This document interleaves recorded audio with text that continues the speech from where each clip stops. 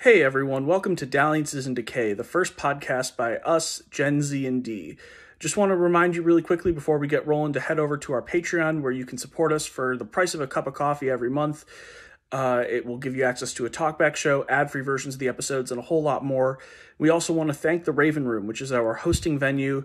They're attached to Redline VR, which is a fantastic bar. If you are in the city of Chicago, you can head on over there and get your fix for all kind of nerdy stuff, including the biggest D&D meetup group in the city, which meets on Wednesday nights. Now, without further ado, let's hop into the first podcast by us, Gen Z and D. Welcome back to this new episode of Dalliances in Decay by us, the Gen Z and D crew. I am Danny, I am your GM and narrator, and before we have the folks introduce themselves, why don't you all tell me, if you were going to attend a costume party, what would your character wear? Hey everyone, my name is Tronk. I'm playing Emily Downey.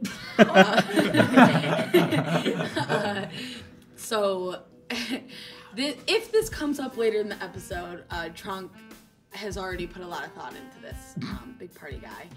But basically, he, at a masquerade ball, would wear just like a bigger elephant mask. So he basically looks exactly like himself, but it's a little sad because this one doesn't have a big tumor on its nose, so you kind of get that like, Tronk is a little insecure. There you go. Getting real early in the morning. Shit. It's my turn. I'm Jackson Zimmerman. I play Vic. What would Vic? I think. What's his favorite animal? That's a good question. Asking a druid what his favorite animal Ooh, is. if you did like a crow, like you're familiar, Ooh, or like Raven. Like Raven. Abernathy. That's funny. Yeah, I like that. That could be fire. Like on some plague doctor shit. Yeah, fuck yeah. We have an elephant and a plague doctor. Nothing could go wrong here. Yeah. Beautiful lifetime.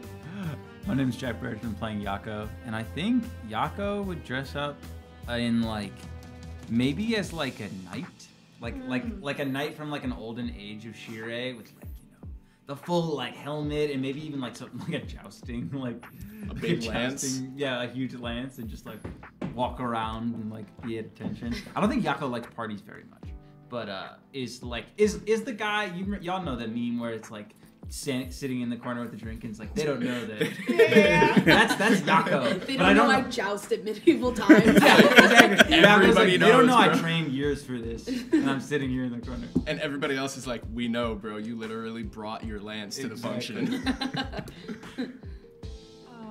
I'm Emery. I am playing Amir, and Jackson, you stole mine. I was gonna do like Raven style vibes, Damn. just like black feathery cloak vibes, and We're like the same outfit. And then the dice determine who did it Which better. winning? But yeah, something that gives I am an omen. Okay. That's All right, Vax, Yeah. chill out. Fair enough. We have terror all around us of different varieties. What would you wear as your mask? Probably the shirt. Just get it like the exact same thing, half black, half almond blossoms, and just Oh, kind that's of like fun. wear it like a hood. Yeah. Yeah. But I'm not here. I'd be narrating. Yeah. Speaking of, during our last couple of episodes, the crew had a couple of things go on. They stole a cauldron, and then they stashed it in a farmhouse, We did do that. an abandoned one at that. Then 3 of the 4 members attended a meeting of the Mines, which OSHA organized, where they met the Lords Protonet, Hushire, Bloomingford, and for the second time, Sir Louis DeVille. They also met Prince Geodia, who was the 15-year-old crown prince, not yet king, of Leonestra, and his advisor, Sir Gary of the Greywood. Meanwhile, Tronk was in the longhouse with Gia, making a stew and generally rousing the rabble, kind of seeing how everyone was receptive to the zines, which it turns out they all actually were. And they were starting to learn about what it means to do uprising. So where we're going to come back to is actually the scene in the Consonant Cathedral, where we have 3 of the 4 members of our party. And Prince Giodia has just declared that they're going to have a banquet tomorrow night. And the prince says, well, if we're going to have it tomorrow night, maybe you should come plan it with me now. Let's go make sure it's great. Yes, monsieur, let's do it. Okay, cool. Dismissed. And he stands up from his chair, and you realize that he was basically taller sitting in the chair. Does he have a little gavel? He has like a little tiny scepter. It like looks kind of like a cane, but it's like baby scepter. He's got like a fur cloak. Yeah, pretty much. Damn. Yeah. Wow. He's got like a fur cloak, Come on. but notably he's not wearing a crown. Not wearing a crown, He's yeah. got a cape type situation. It's like red velvet down the back with like fur around the top. What's his hair like? His hair is kind of like a very short, sandy blonde. Okay. It's like the kind of thing where, like, have you seen that Calvin and Hobbes comic where he like shaves his head and then draws his hair back on with highlighter? Yeah, yeah, it kind of looks like that. Yeah. It's But like you after a fresh buzz. Yeah, exactly. What's the eyebrow situation looking like? thin. They're not like super Poor thick. Prince. They're like it's Poor very Prince. much so gives like my bloodline is something that was maintained for a couple of generations. And that's not necessarily a great thing for him. But he stands up and says, "Come on, follow me." And you see he leads you back towards, or he begins to lead you back towards a set of rooms that are behind this main banquet hall of the cathedral. Mm-hmm. You see the throne next to the one that he was sitting on is carved into the great tree, but there appears to be essentially a wall, such that only the front half of the space in this cathedral is the ballroom. The rest, you can deduce from him walking that way, are the royal quarters, where he and Sir Gary of the Greywood, who shoots you a very, very disapproving look, begin to walk towards. Do you follow? Yeah, I follow and like look back at my friends to kind of see if they're gonna follow me, if they're gonna do something else. Vic and Amir, why don't the two of you go ahead and roll me insight checks real quick? Ooh. 10. Natural 1. Great. I'm staring at the throne next to the one that Giodia was sitting in. Eyes are kind of like twitching a little bit. Vic, you're totally locked in on the throne. Amir, on a 10. Okay. On a 10, you kind of get the notion that currently you are in a room basically unattended with a bunch of people with their hands on levers of power, meaning that if you wanted to have some impactful conversations, you could have them here. You also can, observe very quickly you weren't invited into the royal quarters. Right. I think I'm gonna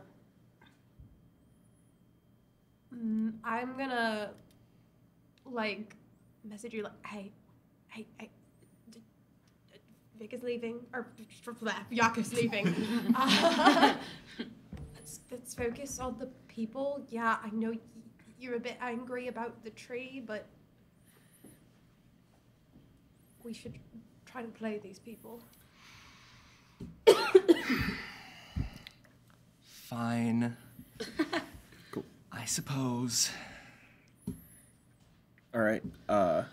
As Yako disappears back into the royal chambers to plan a party, Amir, Lord Bloomingford turns to you and says, "I don't believe we've been acquainted. I am Lord Bloomingford. Pleasure to make your acquaintance. I have urgent business to attend to, but it's a pleasure to meet you." Of course. If we wish to speak further with you, where can we find you, sir? You can find me in my estate. It's the southwest one. Thank you so much, and best of luck with your business, sir. Thank you. I appreciate it. He begins to move towards the door, and as he does, Lord Hushire says, "Bloomingford, come on now. If there's someone here who wants to speak with you, let them do so." Bloomingford says, "You do it," and continues to walk towards the door. But Hushire turns to you and Vic and says, "It's a pleasure to make both of your acquaintances. What brings you to Leonestra? We heard from, oh God, what was the name of the last town we were in? Tarmalon. Tarmalon. We were in Tarmalon when we encountered somebody who was. Oh, sorry. This is Jackson not remembering. You were in Debalon? Yeah. The town that was destroyed was Tarmalon. Okay. And let me see if I have my shit straight. So we were in Dibala, and somebody came running from Tarmalon, and then we followed the trail of destruction to Leonestra. Yes. Okay. Yeah. We most of us are just wanderers. We met very recently, but we were in Dibala, right? And somebody came running from Tarmalon and said there was a great massive insect that had destroyed the place, and we followed the trail of destruction to here. And yeah, we destroyed the centipede, and now we're trying to see if there are other ways we can help. Go ahead and roll me a persuasion check.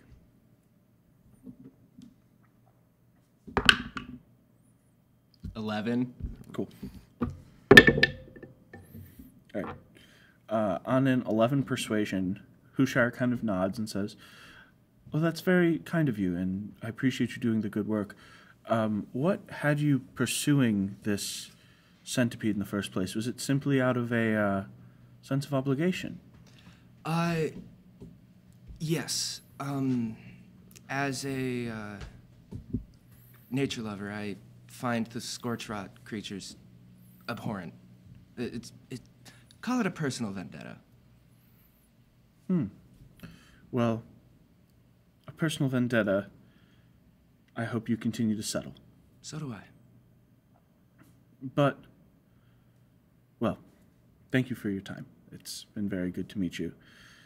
And you see behind him, he's not a huge guy. He's about 5'11". He's got dark brown hair, kind of a roundish jawline, not super broad shoulders, but he looks like he's built decently well. And as you're speaking to him, towering behind him, good full 6'4", barrel chest, broad shoulders, clean-shaven, bald head, wearing what appears to be almost a permanent scowl, Lord Pertinet stands behind him and says, "So you can handle yourself well in a fight, then?" I like to think so, yes. Where would you care to take your fight next?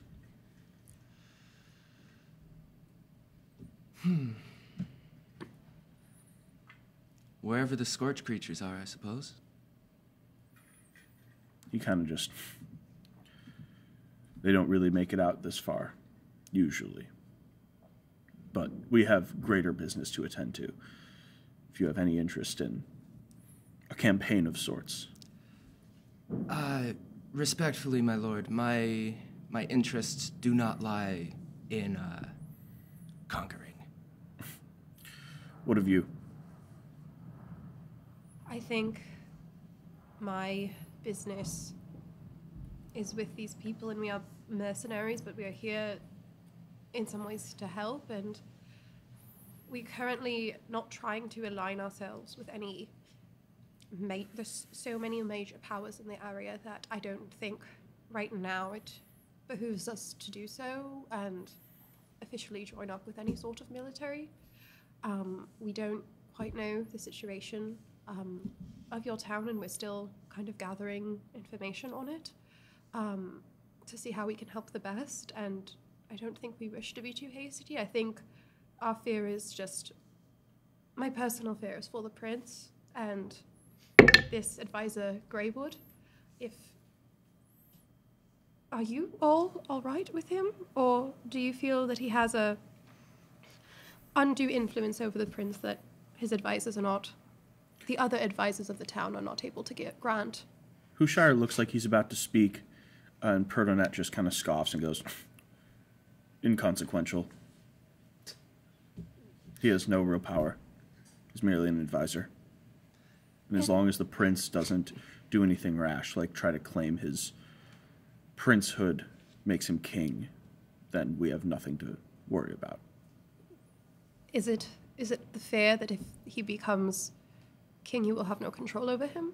Like, why is his coronation something so terrifying? It's not. It's 2 years away. In 2 years, we can make much progress in my campaign if only I would get some support. Now is the time to strike for the Oishi Plains. But I understand you're not wanting to join any armies just yet, but I'll leave the proverbial door open with your foot in it. I'm in the northeast house. Come find me. Thank you, sir. Turns to go. You hear... Sorry, go ahead. No, I'm good. You hear a voice from behind you. It says, "Are you not trying to join with forces in the area, or just forces in general?" And as you turn, you see Azalea Kutros has spoken for the first time. Did I write her name down? I don't think I did. Personally, forces in general, but our friend Yako might feel otherwise. Our friend Yako is from the village of Rossi and is a paladin of the UKR, as is connected with his shrine and feels an allegiance to your area. And I am from the area around Koth myself, and we had personal interests lying in some of the information in the Consonant Cathedral, but we're not sure if we are fully hoping to make political... We're not sure what our place is here in the formation or suppression of a political alliance with the UKR. Well, if you decide that you have any interest in working further with us, I can almost assure you that we can arrange for you to get the proper clearances to get into the Consonant Cathedral. I do have the ear of the citizens' voices myself.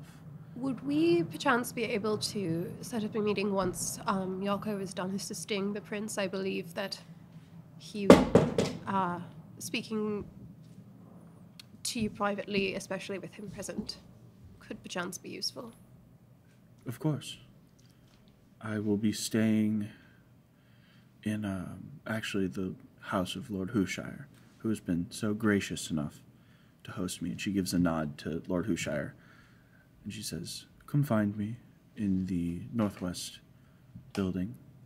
I'll wait for you there." And she turns to go. Both of you make me perception checks. Is that a 20 or a 1 on this die? It is a 20. Okay. So 20, not 20, but 24. Nice. 14 plus 7 is 21. Cool. Wow. So on a 21, what you see is Sir Louis DeVille has basically already slipped out. The door is opening. He's already almost got a foot out the door. So sneaky. But on a natural 20, you catch something very minute. And that is as Sir Gary of the Greywood is closing the door behind himself, Yako, and Geodia, you see that one of the fingers on the door is pointing in the direction of Sir Louis DeVille. Oh, they're messaging. They're in cahoots. Oh shit. Cahoots. Everyone has begun to leave the chamber, and the two of you are alone in here. Where do you go next? Oh, I'm walking right up to that throne. Did I prepare that fucking spell? Can I just Yes. ask like a world question? Sure. Like, are these lands like, is it a patriarchal society? That varies place to place. So if you want to roll an insight check, I'll come to you in just a moment. But I want to cast Speak with Plants and try to talk to the tree throne. Nice. sweet. Nice. Cool. What does that look like as you try to cast Speak with Plants?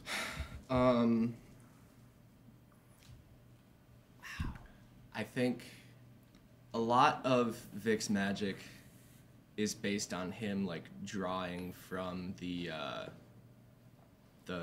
just latent arboreal luminescence in the air.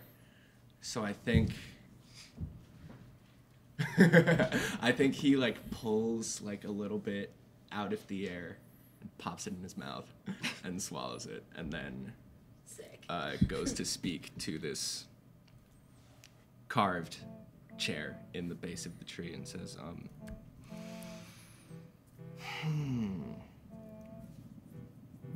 God, what does he say? I don't know.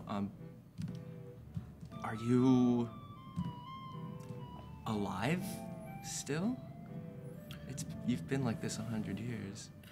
As you swallow the luminescence, Amir, what you see is that the light pulses up through his torso towards his neck and eventually to his eyes. Your eyes glow green, and you see a vision of the chair being carved. And it's not being carved by hand, it's being carved magically. And you see a person standing almost in the exact spot you are. She's of a slighter figure, but still about 5'7", 5'8".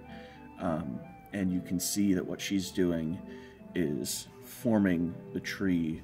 Its essence, its luminescence is being pulled out and formed into a throne. And you can glean from this vision that it wants to tell you about how it came to be this way. Because it is still alive, but it's clearly not as it once was. Well, if it wants to tell me something, then I want to listen. It shows you, almost in reverse, this woman of slight figure walking, or rather turning around. And you see in this instance, there's a low branch line here. Leonestra at this point is as the Outer Wilds usually was. But you see something on the ground in front of her. And it is a massive bloody streak. Some of it regular blood, and some of it appears to be scorched.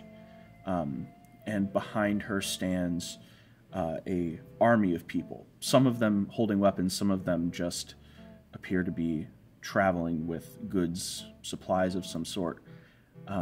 But go ahead and roll me an insight check.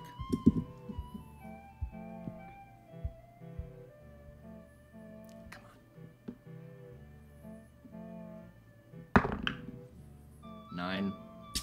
9.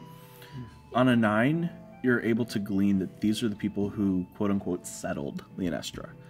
This was the first instance of humans claiming this territory as their own in the Outer Wilds. And in order to do so, they defeated a scorched creature to be here. If you'd like to ask it another question, you feel almost like an invitation to speak.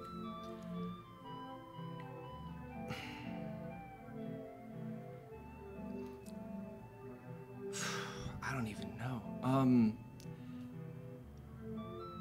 When that person carved you,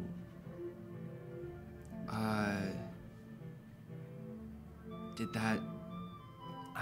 that affect the strength of your life essence at all? Or are you diminished in any way? Besides physically.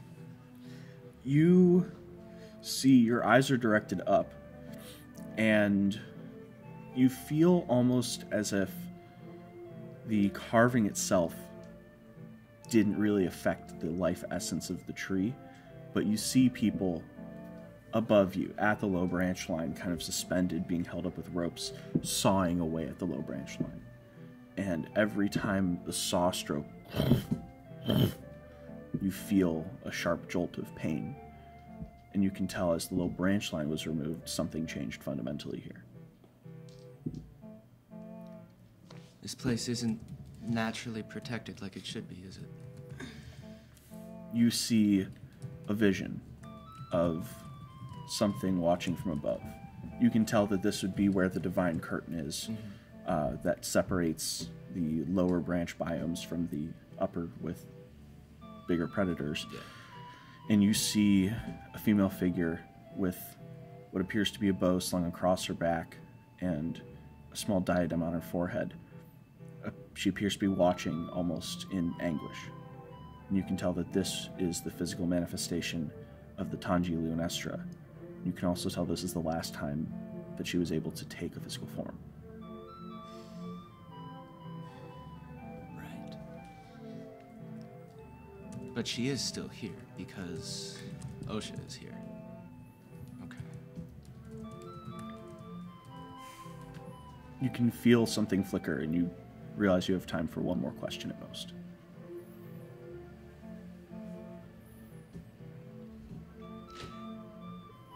If the low branch line were restored, would that help Leonestra manifest, or is that just is that only done through worship? Would the tree even know this? I don't fucking know. You see, the last thing you get is a vision of the people who were sawing the low branch line, dropping their saws and then dropping to their knees. Your vision ends.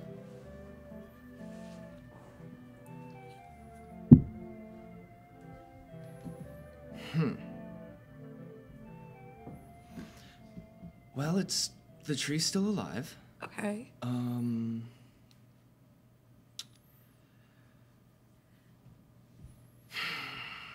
They shouldn't have cleared the low branch line. I don't know why they did that. I'm assuming to build homes and try to establish some sort of civilization here. Yeah, but you don't need to build houses that tall.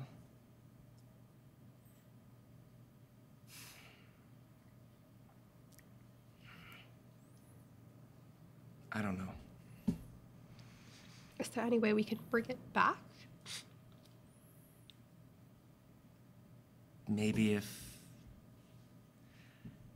if I had access to more powerful magic, maybe, but I don't know. Maybe Leonestra could do something, but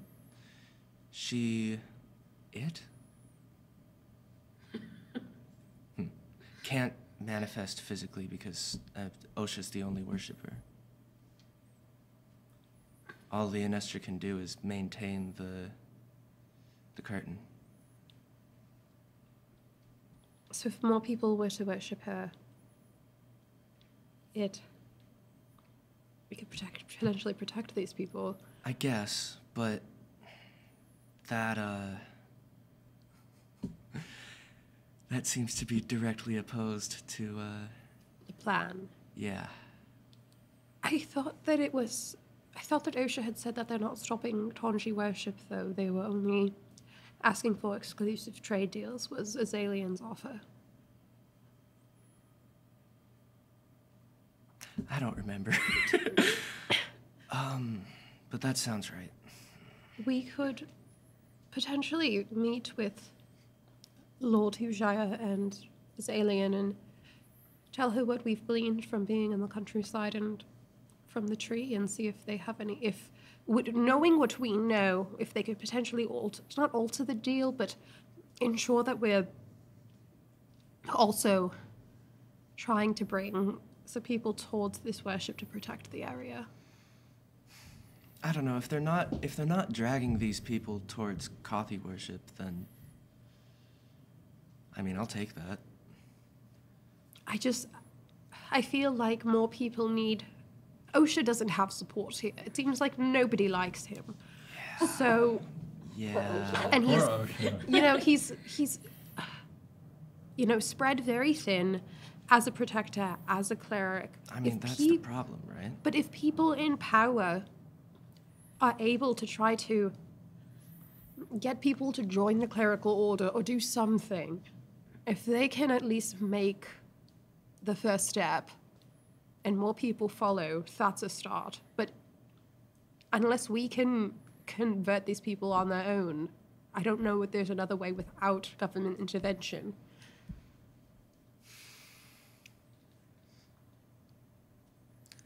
I don't know. I want to talk to Osha, I think. Frankly, you seem like you're better at all of these, power games than I am. Politicking. Yeah. A lot of that stuff is kind of over my head, I feel. But nature stuff, Tanji stuff, I think I can handle. All right. Do you need help speaking with Osha? Will you be good? I'll be alright. All right. All right, and the two of you, I assume, head towards the entrance to the Constant Cathedral. Do you tell me what you saw with Yeah, I will relay that. Cool. And I'll relay like the extent of the visions that I had. Cool. I'm assuming that conversation happens like as y'all are walking out. Trunk, as you're leaving the longhouse that has Gia, she's kind of like with you on your way out. You see from across the clearing Vic and Emir leaving the Consonant Cathedral. Yeah. Guys! Holy. Hi, Trunk. I missed you, Vic. It's That was a long 15 minutes. Like, how long was this meeting? 30 minutes? Yeah, like 15 to a half hour. Guys, I made a really good soup, and some of the people have been receptive to reaching out to the Inashtra. Like, we did a little prayer together. good. And it wasn't, there was a flicker of something there, So, that's exciting. Do you I was gonna go talk to Osha. Do you want to come with me? Yes. I know you don't like him very much. I mean, he could work on himself a little bit, but shouldn't we all? Yeah. Yeah, we should. You could. Yeah, I'll go see Osha. Yeah, cool. Cool. Can we hold hands? What?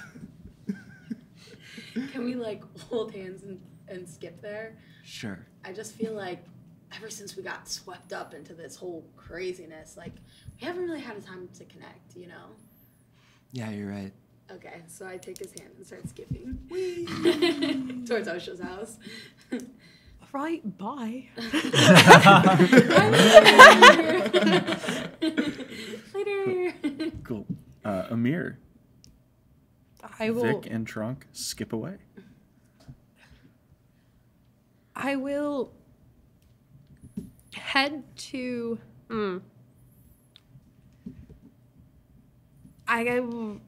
Can you come back to me because I don't know what I'm doing yet? Yeah, so we're going to come back to you after we first talk to Yako. Yako, the door closes behind Sir Gary of the Greywood, and you enter the royal quarters of the Prince Chiodia. And the first thing that strikes you about this is it's palatial, right? It's set up for royalty, but it's also as if a child was in charge of interior decoration, right? It's like There's Legos everywhere. yeah, there's so there's like a rug on the ground, but it does have like the equivalent of like Lincoln logs like kind of strewn around on it. There's like a tapestry on the wall that looks like it was once like a bearskin rug that he was just like, it would look cooler on the wall, and someone had to go, yep, it would look cooler on the wall. But notably, it's very built upwards. There look like there are floors leading up to the top of the cathedral with a bedchamber throne room at the top and various different rooms on the way up. But the prince walks in, kind of flops down on a couch on the lower level and says, cool, let's plan a party. Okay. Let's plan a party, sir. So, well... Lord, or Majesty. Your Majesty. Your Majesty, what do you wish this party could be about? Well, I kind of just want everyone to... I want everyone to feel happy again. From behind you, you hear, he'd be much happier if he was crowned king. My liege, maybe this could be a coronation party. And you feel Sir Gary walk up beside you as he suggests a coronation. Well...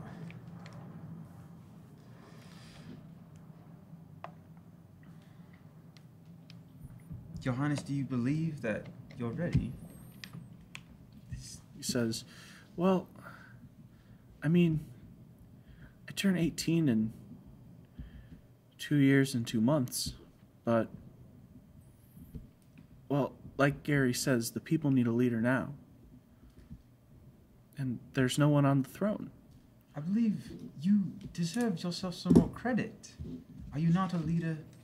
I believe you are a leader to these people as you stand right now, whether you have a crown on your head or not. Go ahead, roll me a persuasion check. Is that cocked? That's cocked. Yeah. Wow. But wait, I thought I that kind of hate this. You I need a thought trade, that Gary darling. said was like, no, we're not having a coronation in the. He Yes. did say that in the public meeting, right? Yeah. That's not a. Oh no. I don't see why it matters no. if he's coronated or not. You need a tray, homie. Yeah, maybe I do. Oh, dear. Is that a natural one? There's a one. You hear from beside you Gary say, You went well, it'd be very interesting if that were the truth, but the reality is the lords are the ones who claim the credit for providing sustenance to the people. But a weak crown will not do. Leonestra deserves to have a enthusiastic and recognized leader. Prince, we've talked about this before. This party is a great opportunity to demonstrate your power and your capability as a ruler and as a leader, someone who can take the reins when it's offered to you. Do you not agree, Mr. Yako? And the prince kind of says, well, I mean, yeah, I'd look really authoritative. I'd look like someone who could make decisions for myself. People would like that. And, well, we could... Oh. We could invite the people. We could have a banquet. It could be not just for the lords, it could be for... We'll pick a longhouse, and we'll have some of the people in it come in, and they can eat too. And that'll make them happy. That will make them happy. You're my liege, 100%. That will make them happy. Now, if we are talking about your coronation, your coronation should be something extremely grand. It should be something that this town remembers for the rest of their lives. I don't believe we have the resources to make it as beautiful and as memorable as it deserves if we're going to have this party tomorrow. Would you agree? For once, I think we are almost in agreement. You hear from beside you. I believe it should be grand. I believe it should be bells and whistles, as they say. Most certainly. But I believe we do have the resources for it. We, after all, have had a recent windfall from our good friend Sir Louis Deville. He brings riches untold from the UKR. And with his funds, of course, we could throw a grand coronation. Do you not agree? I certainly do agree. Absolutely. Sorry, I have to write notes. Is this deception or is this persuasion? Huh? Do you agree? I think Yako says it neither. Yako is like at the moment stalling for time because he's thinking about things in his head of the information that he just got. Cool. As you say that, Prince Giodia says, yeah, but I think maybe we should not mention Sir Deville as funding my coronation, because don't we want this to be a Leonestran event, right, Gary? Certainly. And he says, yes, of course, that is exactly what we've been talking about, a Leonestran event. It should be grand, it should be marvelous, and it should absolutely be for Leonestra, by Leonestra. Well, to be honest, my liege, I don't believe that I am in the position to make your coronation or not. It is something that only you and your lords and advisors can decide. However, as your official party planner, I would love to make this the most enjoyable evening as it possibly could be. So, let's start getting some things on the table. Do we want this party, coronation, whatever we'll call it for now, to have a theme? Do we want it to be Ooh. a little mysterious, maybe a little mischievous, maybe a little fun? And fun for everyone, I think is important. I love that. A little fun for everyone, a little mischievous and mysterious. Ooh, I like the sound of that. Like this, how about, now here's an idea. What if we made it a masquerade ball? Ooh. Everyone would show up in masks and would get to mingle among each other. There would be opportunities for people to connect and further strengthen the connection of the Leonestran community. You hear from next to you. I think a masquerade ball is a very good idea. Because, of course, Mr. Yako will be keeping the coronation a secret until the ball.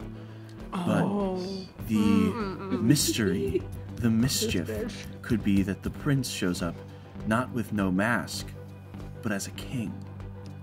And of course, when masks come off at the end of the night, it'll be shown that Prince Giodia is in fact the true king of Leonestra. Now, Sigurd, that's a wonderful idea and so thrilling.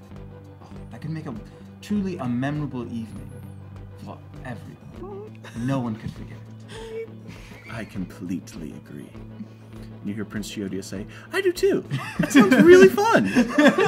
Gosh, you're a really good party planner. Oh, this guy's gonna murder people.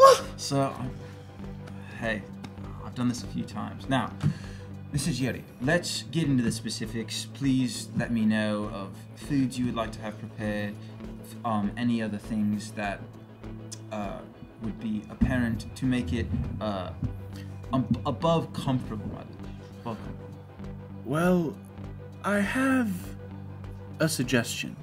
If we're going to try to feed hundreds of peasants as well as the nobles, we can bring out the regular noble fare for our nobility, but maybe something that can feed hundreds of people all at once for the peasants. Maybe a royal stew for the people. Is the stew going to be used against us? That's our thing. Prince says, everyone loves stew. Yeah, that's a great idea. Everyone does love steak. This is absolutely understood.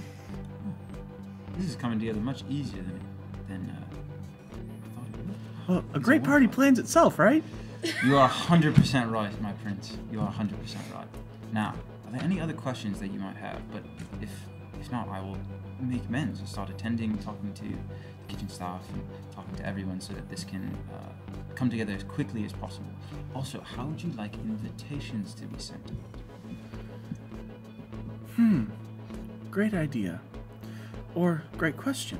Well, and you hear from next to you, I'll take care of all the details, my liege. It won't be very hard. I'll just order the kitchen staff to get cooking at first light tomorrow. I'll have the nobility send their servants out to choose a longhouse and let them know they should come in masks.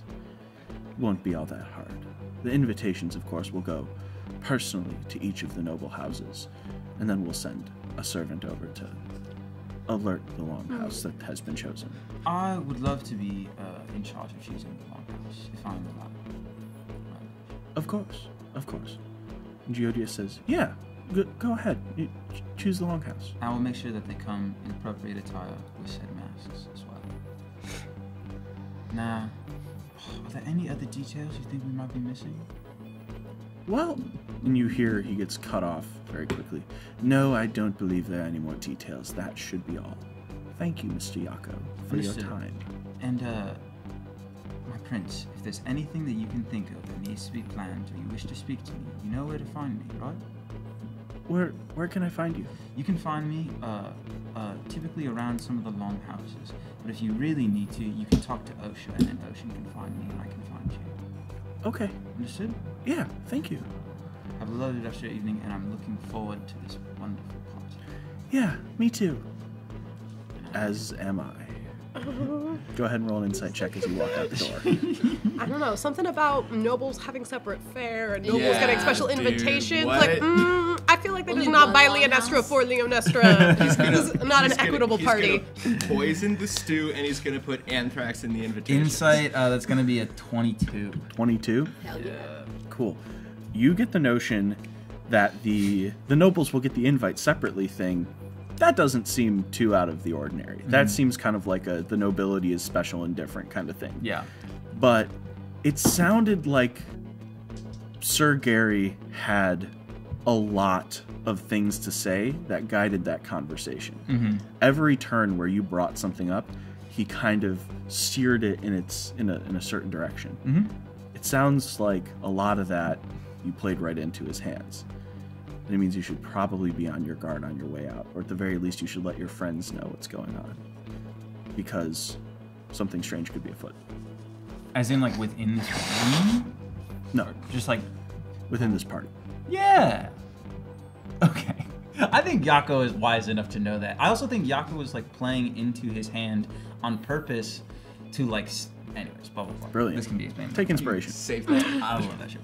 Save that for within between the trees. Okay. Anyways, and yeah, as I'm making my way out, can I do a perception check on any small detail that I can glean from the prince, whether it's like a stuffed animal or like some kind of piece that any kind of like something that's clearly sentimental and clearly put on a high shelf to like because it's important to him.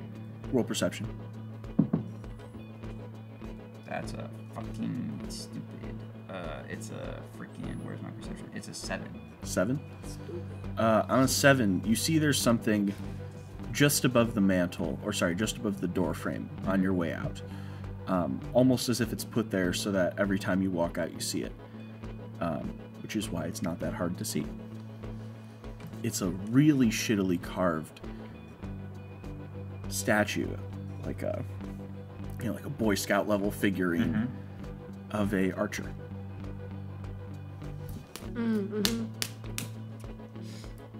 Understood.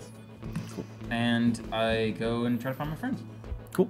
As you walk out the front door, you see two things. You see Tronk and Vic skipping and holding hands on their way towards Osha's abode, and you see Amir deep in thought. I'll walk up to me and be like, "They up for a trot or something?" They're going to speak with Osha. Vic had a vision. He spoke with the great tree throne thing. And Apparently, the tree is still alive, but what has harmed the magic in this city was the removal of the lower branch line was the real problem. Yeah. So we don't know if it's possible to bring it back, potentially through worship or some other means. it's good.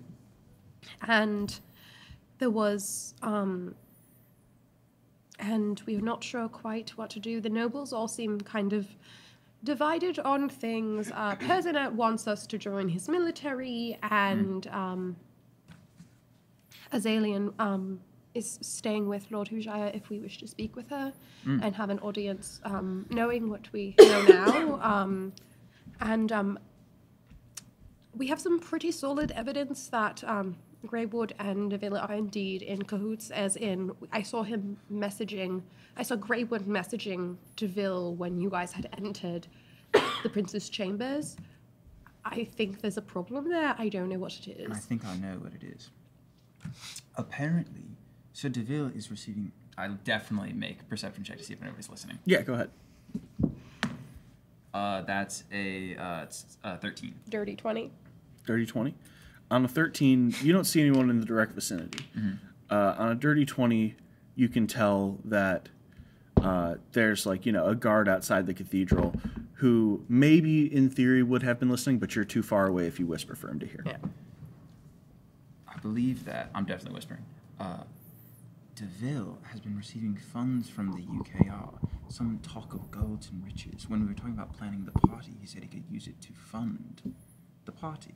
But Lord Deville is against the UKR. Precisely. That's what's confusing. So we certainly need to talk with maybe some UK representatives or snoop around DeVille's house again and try to find something. I feel like because we may or may not have broken into DeVille's house, his servants and house staff will likely be more on guard now than Understood. usual. Yeah. So perhaps we go speak to Azalian and Hushai and see if we can glean anything, and if not, we can maybe try to find an audience with DeVille or something like that. Yes.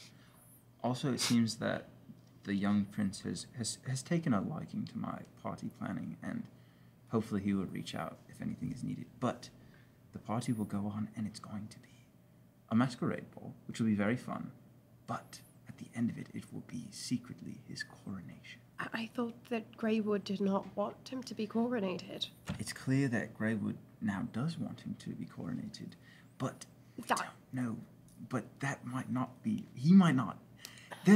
With it being a masquerade ball, it gives him now a lot of opportunities to do something like kill Prince. Yes, that's precisely the problem, isn't it? Yes, but that also gives us the opportunity to kill him. How do we tell? That's the fun part, and I don't know how to figure that out yet.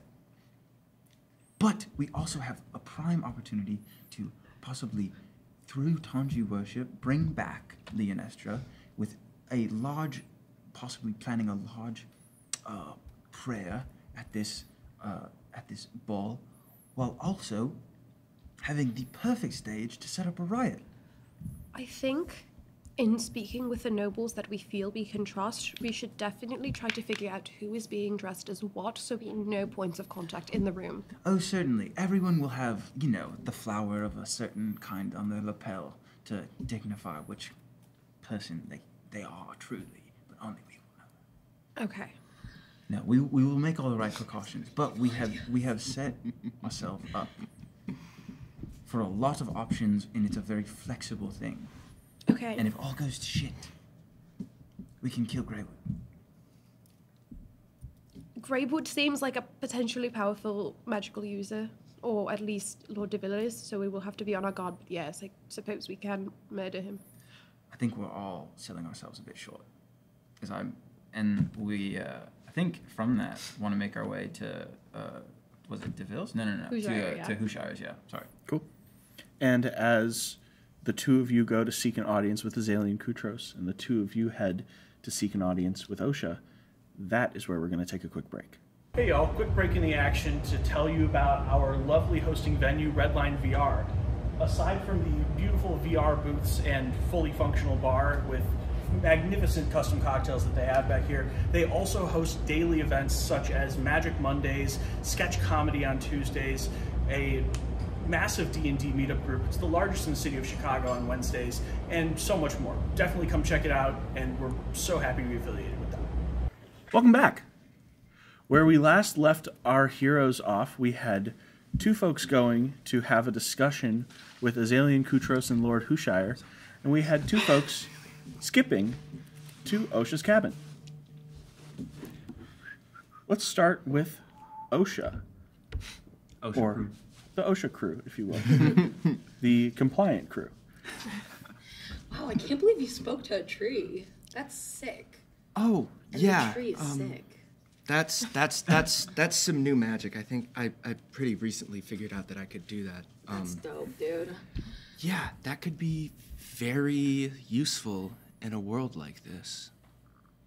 So what do you want to know from Osha exactly?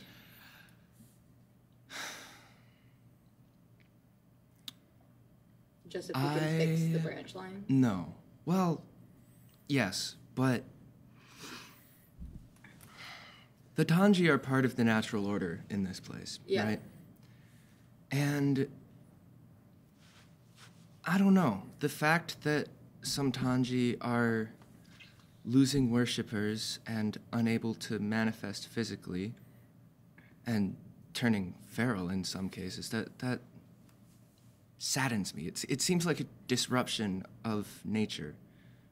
So I was kind of thinking if all these forgotten Tanji had at least one person who remembered them, then maybe they wouldn't be able to manifest physically, but they could still maintain the curtain and they wouldn't go feral. Yeah. Yeah. So, well, we could see if he knows anything. Yeah, I was gonna talk to him about like learning about Leonestra and yeah, like a short-term apprenticeship. And I also I want A really short term. Internship. like a Like a super really short internship. super Like, can I short. follow you for a day? More like a shadow. Yeah. And you know, if we have time, I want to go back to Tarmalon and Dibbalin too, and See what's up. yeah, and maybe Rossi. It kind of seems like Shavat has that handled though. Yeah. Okay. How long does it take to get to Osha's house? The two of you are arriving just about now. Okay. I knock on the door really loudly. You hear from inside like a rustling of papers and a clumping of feet. Then the door swings Osha. open. Hello? Oh, hello. Two of you. Good to see you again. Hi. What's up? He winks back? Yeah, you wink at him, he winks back. Wow. I feel like we're on a whole new page today. Osha.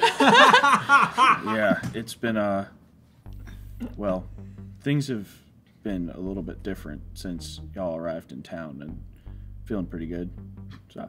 Okay. I had some questions for you. May we come in? Of course. How'd your, meeting with the prince go? It was quite illuminating. It seems like there's quite a lot of tension between the nobility in this place. You could say that. And it seems like the UKR is sort of, maybe not at the center of it, but a major contributing factor. Yeah, well, you know, I don't have any particular issue with them as long as they don't try to get me to stop worshiping. Do you have any books about Leonestra? Yeah, of course. Sorry, come on in.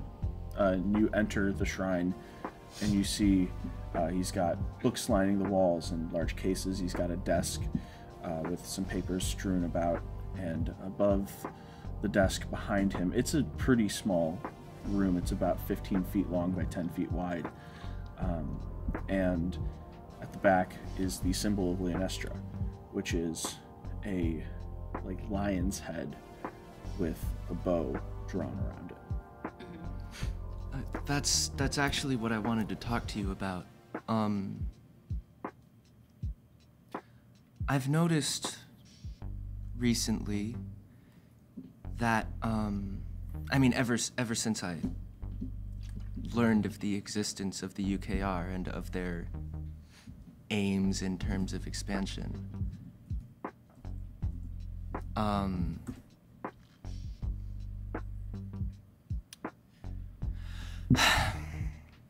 the Tanji are part of the natural order of this world. Yes. And it seems to me to be a disruption of the natural order to allow the Tanji to become feral through lack of worship. That'd be why I continue to keep the faith. But I would like to do that for the ones that have been forgotten.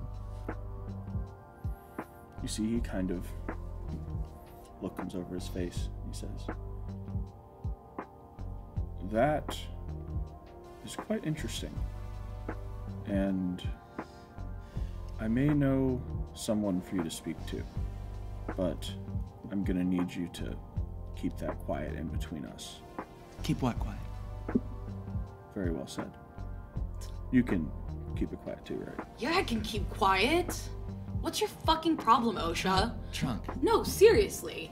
You're he's taking asking the a no. reasonable- You're taking the burden of keeping Leonestra here for no fucking reason because Homegirl can't do anything. Why aren't you trying to get people to worship her? It doesn't make any sense. Literally, you're complaining about this burden, yet you're doing nothing to help yourself. Teach me how to get people to worship her. What is wrong with you? Do you think I don't try to get people to worship her? It doesn't seem like it. Because I've done more being here for what, 2 days? Yeah, we had a get together and we all prayed to her and there was a flicker of something there. What have you done? How'd you get everyone together? We cooked stew, okay? And Well- it tasted really good. Well, I'm happy your stew tasted good. I don't have the ability to give people food. Where are they keeping the food? The nobility keep it stockpiled Where? in their houses. Oh, so you, where in the houses do you know? Like, I'm assuming you've been inside these I mean, houses. I'm usually allowed into the front rooms and Mm-hmm. then kind of sent away. They treat me more like a messenger than anything. Okay. But my guess is they'd keep them in the kitchens or the storerooms. I'm gonna go into a rage because I'm really pissed at OSHA right now. Fuck. Okay. That is new tune. Yeah, this is a new trunk. Okay.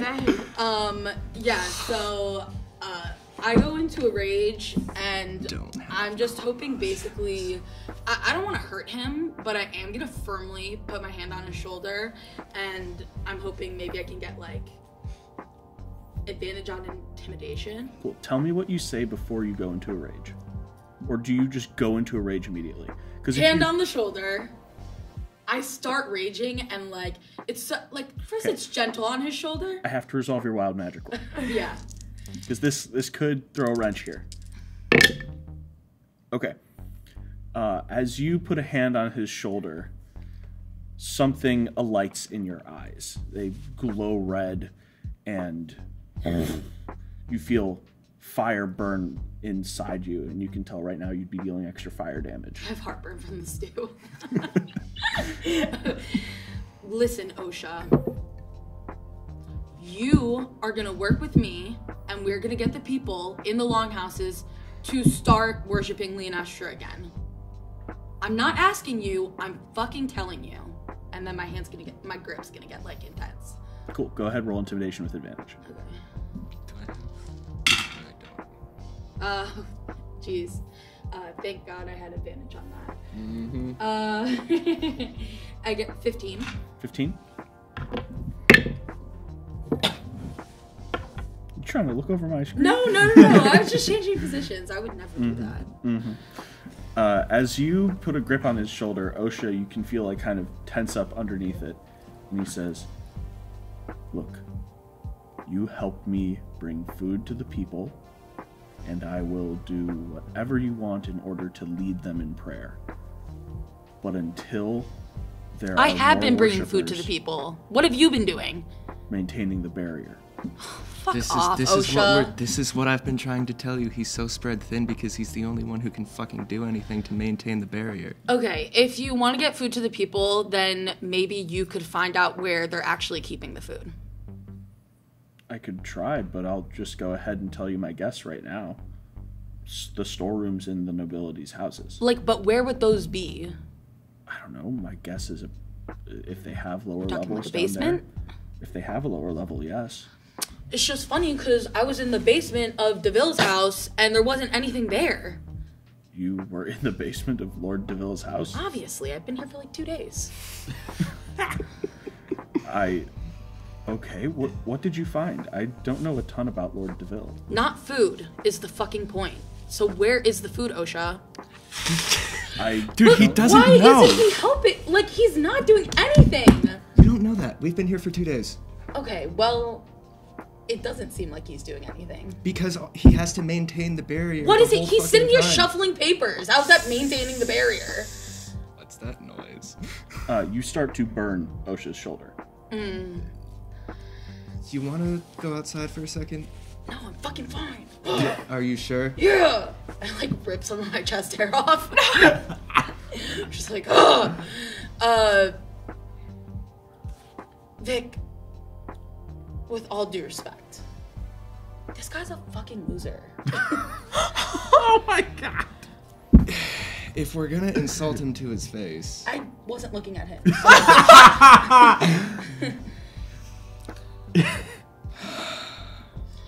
Osha, can you think of any way that you could help me grab this food? Because in my head, if we encourage worship to Leonestro, we can help grow food that way. Roll me intimidation with advantage.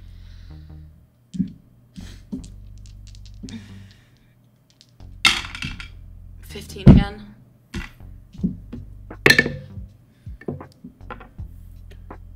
He looks up at you, sees his sizzling shoulder, kind of spits on your hand and says, "What can I do? I'm a fucking loser." Whatever, dude. I'll figure it out all by myself. All right, fuck you. All right, fuck you. Fuck you. I push him and leave.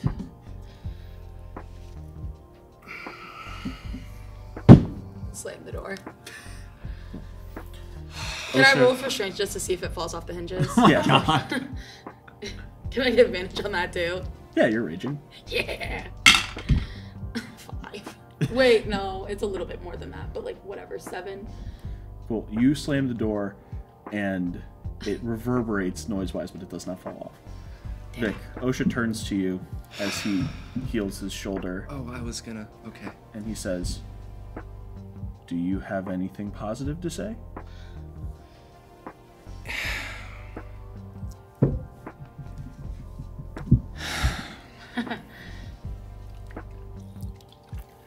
I think my friend lacks some understanding of what worship is, and maybe some understanding of how politics place people in awkward positions. I don't claim to be a political expert, but I can understand that much. Thank you. It's not been easy having to focus my resources. There have been an influx of creatures at the barrier, even in just the last couple of months. It takes a lot to maintain that barrier, and I'm doing it basically constantly. If I were able to use my magic for food, I could try and fight the blight, but as of now, I'm spread too thin, as you said.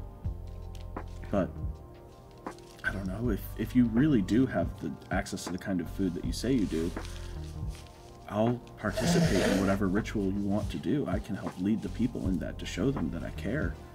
But magically, I can't contribute right now. Just Not bad. as an aside, okay, the people here don't know that there's scary outside things going on. We've established that. Yeah. What's the Did it? barely like no Well, one we knew. showed up and told them that that was happening. Yeah, Yeah. but like, why? If OSHA wants people to realize that there's shit going on, why wouldn't he just let the barrier fall so people can see that there's a problem? Because he's maybe a good person who doesn't Yeah. want Yeah, I people know, to die. but it's 'Cause gonna if he happen lets the- eventually if he since lets he's the- the only person that's maintaining it. If he lets the barrier fall, that just seems like wholesale slaughter. Yeah, these people. Like we, a catastrophe waiting to happen. we don't know what this military is, but it doesn't seem like it's here ready to defend these people. Yeah. But like, And that's why he has to maintain the barrier constantly. but doesn't it make sense? It like, do you see what I'm saying though? I see what you're saying. Is but that ultimately he needs people's help, and the only way he can prove that he needs help is by showing that he needs help, and he's not doing that. Everyone No, just I mean, thinks he's stressed telling out. Everyone, yeah, well, but he's telling everyone that, and nobody's listening to him. Yeah. Yeah, Loves but him. maybe he needs to show them, is what I'm saying. by letting people get murdered. Yeah. Okay, are people not gonna end up getting hurt eventually? They're literally starving to death. So what's better? That a couple people get killed by a monster? Maybe not, because we're here now? Or literally they starve to death for years? You know what I'm saying? Like, they're both moral dilemmas. But the way OSHA's handling it, God, he's such a little bitch. You're outside. Okay, but I'm talking to myself. Actually, I'm heading back to meet up with you guys. Trunk's Sorry. having an animated conversation with himself and heading away. Vic, he was in the middle of telling you about his being spread too thin and how he'd be willing to help, but doesn't have the resources to contribute.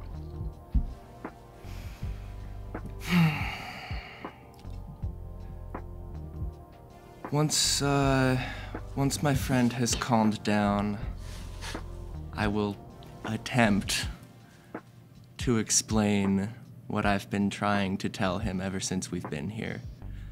But, Thank you. he can be incredibly stubborn. Something tells me that might be true. I don't know what, but call it a guess. Very astute guess. Maybe you should go catch up with him. I heard him yelling to himself. Yeah. But, what I was saying earlier, consider that my offer to help you maintain Leonestra's worship, as well as to help maintain the presence of Tanji who have lost worship. Find me later and ask me about the Circle of Ash.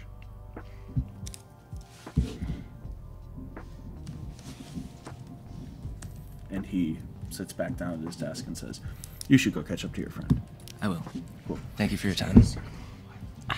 As you step outside, you see Tronk on his way away from you, towards where you left Vic and Amir. Sorry, Yako and Amir. I'll follow him, but I'm not gonna try to catch up. I'm mad that he just blew up like that. Cool. We're gonna cut away from there over to Yako and Amir, who are heading to the abode of Lord Hushire. Yeah. Yep. Never gets old. I also noticed something as I was leaving. Just above his doorframe, there was a wooden statue. Seemed to be homemade, of someone with a bow. Seemed like some figure. It's like a humanoid figure. I'm not sure, but it struck me as important. I would hazard a guess that in Vic's vision from the Great Tree, there was the physical, like, manifestation of the Tanji Leonestra was a woman with a bow and arrow. That was, hovering above the barrier. Yeah. So perhaps it's her. I'm assuming might have been given to him by a parent as a, like... Or he made it. Or he made it. I think that's very likely. I mean, we don't know a ton about what the ruling was like before he came into power and what his parents ruled and such, but it's very possible that, for lack of a better term, he's a Leonestran fan. What? Should somebody at the party dress up as her? That, or we could try to pray hard enough to get her to actually show up. Try to get the VIP in. You know what I'm saying? Because that would certainly, I think, pit the prince against some of the advisors that aren't as keen on reinforcing Leonestra. It's an idea. Yeah. Something to think about. Something to think about in this meeting as well. I'm honestly really nervous to talk to this alien. Oh, why? She's just some ambassador. She is the advisor to the voices of the citizen. That's like a big deal. It's like a really big deal. And I don't know, it's nervous. What if I fuck it up? Being from a town that's not fully incorporated into the UKR, specifically as like more as like a morale than like political thing, and being someone who doesn't fully invest themselves 100% in its own thing, I'm nervous to talk to them. I mean, I'm sure she's a reasonable woman, and if she came here to make a trade deal, not one that was undermining the worship of Leonestra here, it seems like that her or perchance the UKR might not be fully against what you're doing in your village of Rossi, if both things are allowed to exist here. That's true. Thank you. That's wise. Cool. The two of you approach the front door of the house of Lord Hushire. Can I perception check before we enter to see if we're getting any little spies from any of our little buddies? Like, Sure. I want to know if DeVille knows we're here. No, that's a 6. 6. You don't see anybody other than the guards at the gate, who, as you approach, go, the two travelers? Yes, we're here to meet with Lord Hujaya and Azalian Kutros. Cool. We were warned you'd be coming. Come on in. And the gate swings open for you. What's the estate look like? Go ahead, roll me a perception check. That's a 10 plus... Where are my 9. skills? Where's my... 12. Cool. So what you get is that it's very similar to Lord DeVille's estate, above the first floor. Yeah. Lord DeVille's estate clearly was in a different style when it was being made from the foundation. Yeah. This is entirely made in that wooden, high-reaching style of manor. Understood. Cool. It's got a slanted roof that is almost trapezoidal. It's got Trapezoidal. 3 large windows on the front at the second level and 2 large windows next to where the door frame would be. It looks to be about probably 300 feet wide and it's 3 stories tall, so about 30 or 40 feet tall. And what are the presence of... Obviously, there are the 2 guards at the gate, but what are the presence of, like, servants and other guards within the place? Cool. So there's a couple of servants out in the garden, only 1 or 2. Then there's 1 guard at the door as well, but you can't really see anything else inside the house just yet. Cool. I think we just make our way. Yeah. Cool. As you head inside into the front room, you see a butler inside who says, welcome to the abode of Lord Hushire. I assume you are the 2 travelers who are to meet with the Lord? Yes. Very well. Follow me. And you're led through a large, stately front room, through what appears to be a ballroom, around a wide arcing staircase, very similar to Lord DeVille's. He clearly based it on something. And Do we get the impression that DeVille's was first? No. Okay. You get the impression that DeVille's clearly was a facsimile. And that time I used it right. You are led around the staircase towards a study in which 2 people are having quiet conversation. And as you walk in, you see the Lord himself sitting behind his desk. You see Azalian Kutros in a comfortable chair off to the right in what appears to be a very well-loved and well-used study. It's a pleasure to make your acquaintance. I don't believe we formally met. I'm Yaka Kothi of the village of Rossi. It's lovely to meet you both. Lovely. I am Azalian Kutros, and it's always good to meet a citizen of the Republic. And my dear friend, I believe we met earlier. Yes. Great to see you again as well. And the Lord Hushire says, and it's great to meet the both of you formally as well. It's always good to have folks of great intelligence and good reason in a town such as this. Lord Hushire, I must ask, in the meeting it seems that you were very, and judging by your accommodations to Mrs. Alien, that you are very pro-UKR in this trade deal. Would I agree? I am, Yes. yes. And it seems like it's a very positive deal for everyone involved.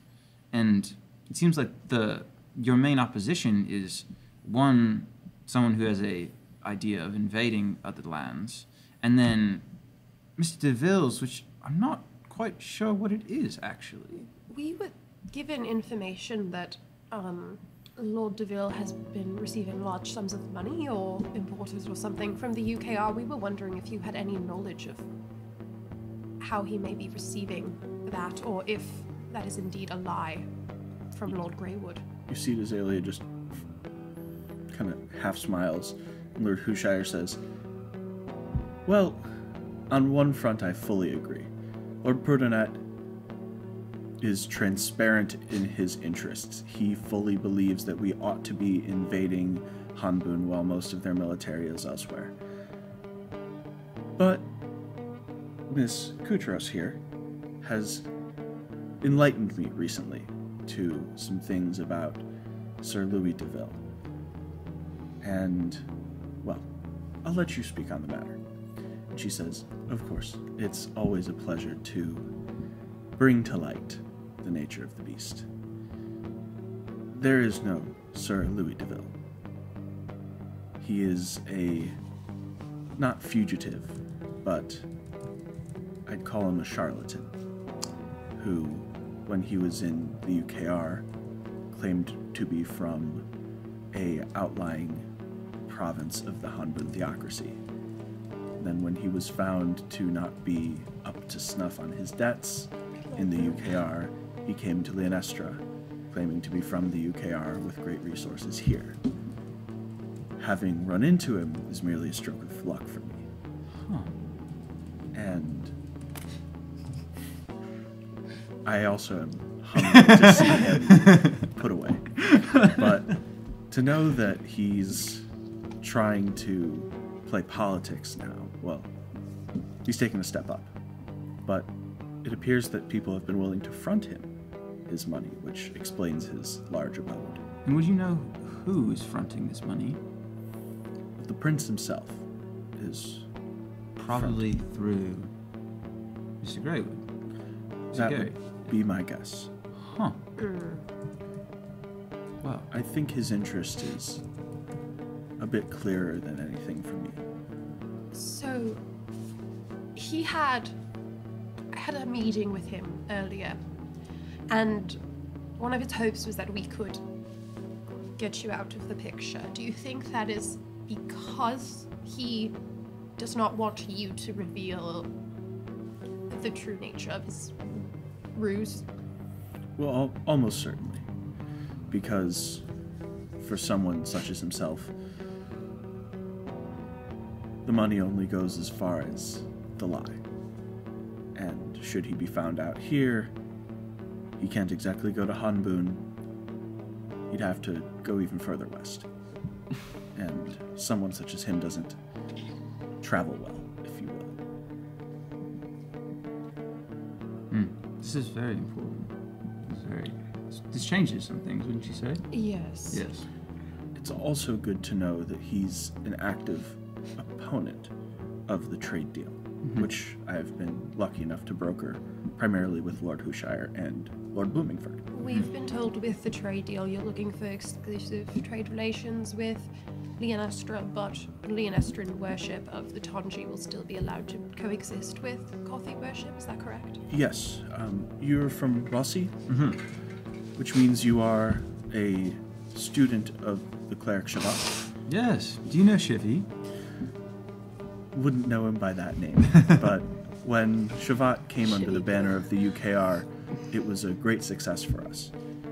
He's a very powerful cleric and frankly one of the elders of our great nation. But he, if I'm not mistaken, has a split worship shrine. That would be the model that we would want to institute here. Because eliminating worship of the Tanji is something that we would never force anyone to do. But yes, exclusive trade rights, because while I don't agree with how Lord Perdonet wants to do so, the Hanbun theocracy is another expansion target for the UKR, should we gain a foothold in Leonestra.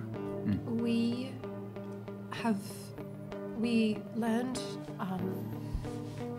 from our Druidvic that a big problem in the city is the fact that there's no lower branch line like there is at other places in the wilds, which is part of the problem here. So Leonestran worship is something that needs to be reinstated to perhaps protect this place more.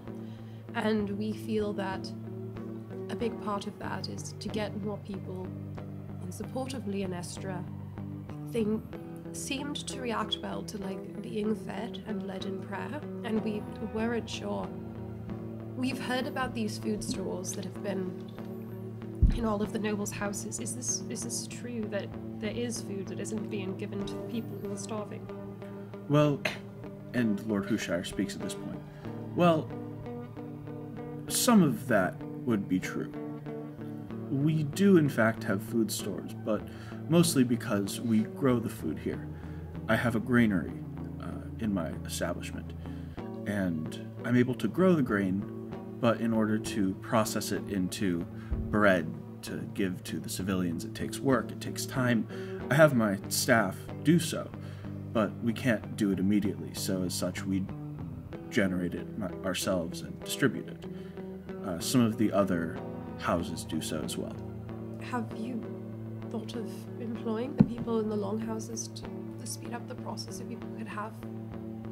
Unfortunately, due to the blight that has been here for a while, their land has been unuseful. No, but in the conversion process, in the processing of it. And you see he kind of leans back a little bit and he says, I've considered it and decided against it ultimately. Either of you can roll insight checks. 6. 16 plus insight. Just insight. 21. 6. It feels like he's thought about this before and decided against it.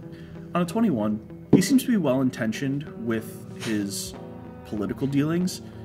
End of the day, he's still a rich guy. Yeah. And he's like, yeah, I don't want the peasants in my house. Yeah. Okay. The plan, the ball. So, yes, there will be this party tomorrow, and it's going to be a masquerade ball. Ooh, how lovely. So it'll be quite fun, yes. But I believe that we could use this to do a couple of things. The first thing being we could supply some of the longhouses with food, which is very important. They can eat, and I believe that could also help us convince them to act in a moment of prayer towards Leonestra, possibly, to help reinstate Leonestra as a Tanji, creating less work on Osha, and further reinstating the culture of Tanji worshipping in order to help possibly either till the lands to get rid of some of this blight, and to help with the barrier that Osha is painstakingly, constantly putting up. There's one part of it. Another part is that we could use it as a way to secure this trade deal with the UKR. And the details haven't been worked out, and that's kind of why we're here. Do you think there's a way through this this political party, if so, that we could help reinforce and convince, for lack of a better term, the prince to go ahead with this deal? The problem is that Lord Deville and Lord Gary of the Greatwood are in cahoots. We have established information of that, and while in the meeting, Mr. Greywood publicly said that he does not want the prince coronated. He wants to use this masquerade ball as a ploy to also coronate the prince without anyone knowing. We don't know what that entails for the city, but we want to make sure that everybody who is on our side trying against Lord Greywood, whatever his nefarious seeming plans seem to be, can identify one another and are able to know who one another is, so that if things go down, we know who our allies are. Of course. And I'm just as baffled as you are. Sir Gary has been very much so against the coronation of the prince for a very long time. But if there's going to be a ball, they're obviously going to ask me to speed up the production of my granaries. So, well, I guess whatever mask you wear, go ahead and wear a pin of whatever color you decide on, and we'll do the same. We will send you a letter today of which pin that specifically will be, and I think we should decide upon it now, in case Right the now? letter is intercepted. that's a wise idea. Okay, well, what's your favorite color? You hear Nice. from the corner as Alien says, I'm a big fan of light blue. Light blue blue looks looks right to me. Light blue? Light blue. Yes, light blue indeed. Very well, but it's.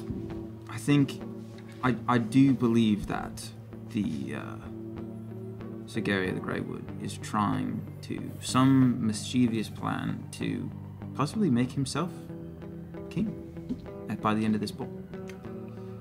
Now, why else would he deny all of these accusations of we can't make the prince king yet, he's too young, and then within this secret meeting when he finds an opportunity he's gung-ho for it.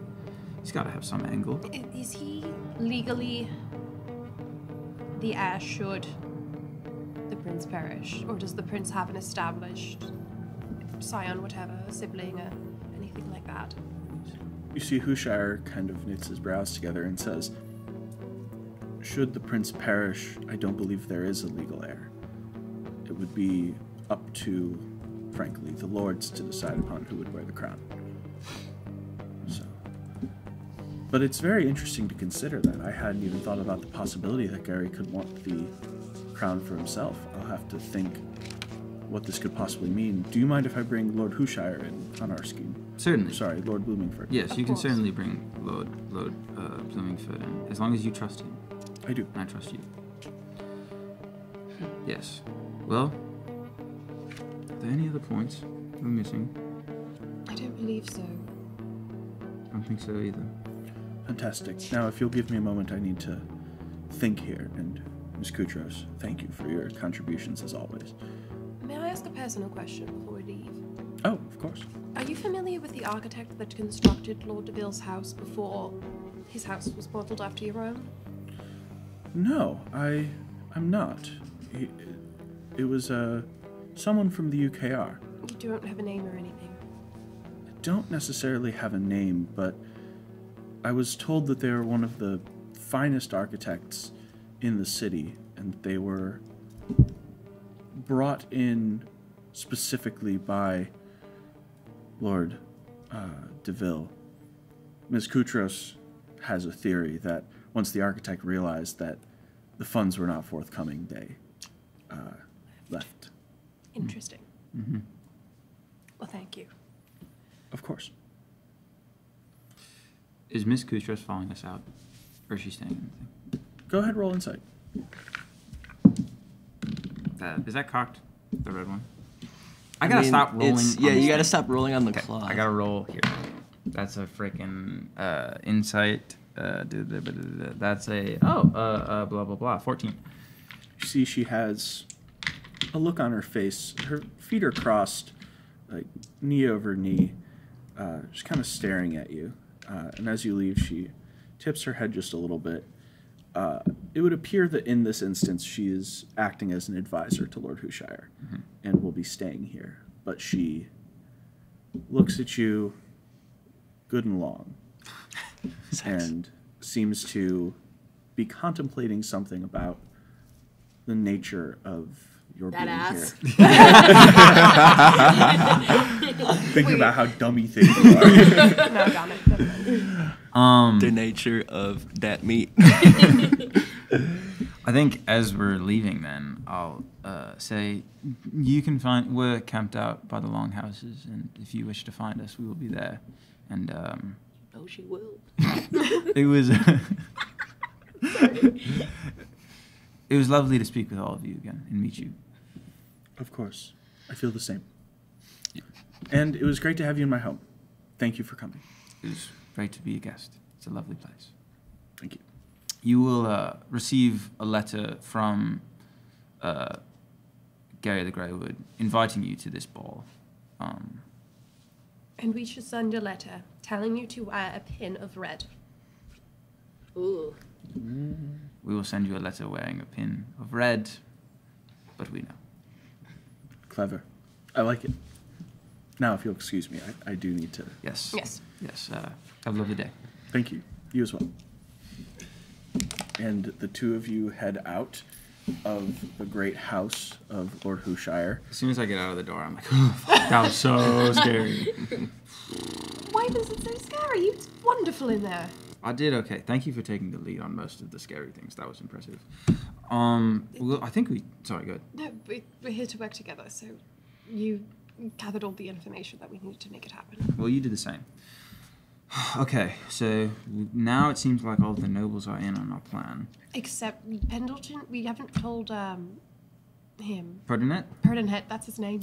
Fuck Perdinet. We're gonna just. He doesn't have to know. Okay, so he's independent. All of the nobles that we're interested in are, and we don't know what's going on with the others, but We'll figure it out. Deville we don't care about because he's not actually who he says he is. He's just He's just some guy. Con man. Yeah, he's just con man. We kind of don't have pretty to. impressive, though. No, Oh, I'm not don't gonna lie. don't get me wrong. That estate. And so, if he's con man, what do you think he was making with that cauldron? He has to have something like. He has to have some sort of magical abilities that enables him to do this. I don't course. think he's charismatic enough on his own necessarily. Do you think he's maybe drinking a potion, something? He's probably making some sort of potions to either convince people or boost himself or something that he can sell to make money to stake his. He's doing something. He's down doing there. something, but it's also kind of a problem that we don't necessarily have to worry about. But maybe we do because Gray is involved with him. Gary the Greywood is involved. With him. But Gary's the main problem. Gary is the main problem, and I think we just have to be hawks on Gary the whole night. Yes. Yeah, or dispose of him before the thing ends. But I don't think we can do that. I don't think we can pull that off. As you're having this conversation, you see Tronk storming in your direction with Vic trailing a little bit behind. As my rage ends, I'm just gonna shoot like a little fire out of my trunk for flavor, just for funsies, and storm away. I guess, do I see them? Yeah, you're heading in their direction as they come out of the house. Hey guys. Are you quite all right? Oh yeah, I just had like a friendly discussion with Osha. You know, things got a little heated, just a little bit. You need to blow off some steam. Yeah. You want a spa? A little bit into your face. Actually, pretty refreshing. A How little did your gross, guys' but conversation go? very well. I think we have some things we need to talk about. Some scheming to do. So the scheming has already been done, and it's good. What's the plan? Vic, you arrive. I'll talk to you later. What's the plan? Why don't we all go back to camp and maybe settle up and have a conversation there, yeah? Yeah, Where we know eyes aren't peering on us. definitely. Very well. And as all of you head back towards the camp, that is where we're going to end our episode. Hey everyone, thanks for tuning into that episode of Dalliances in Decay. I'm Danny with the Gen Z and D crew, and we just want to thank you again for supporting us and remind you to head on over to our Patreon where you can support us for $5 a month, which would be a huge boon and really help us continue to do the show. Also want to thank Redline VR one more time. They're our fantastic hosting venue. They have a wide variety of nerd stuff for you to do, and you can join their Discord for updates on all of their events.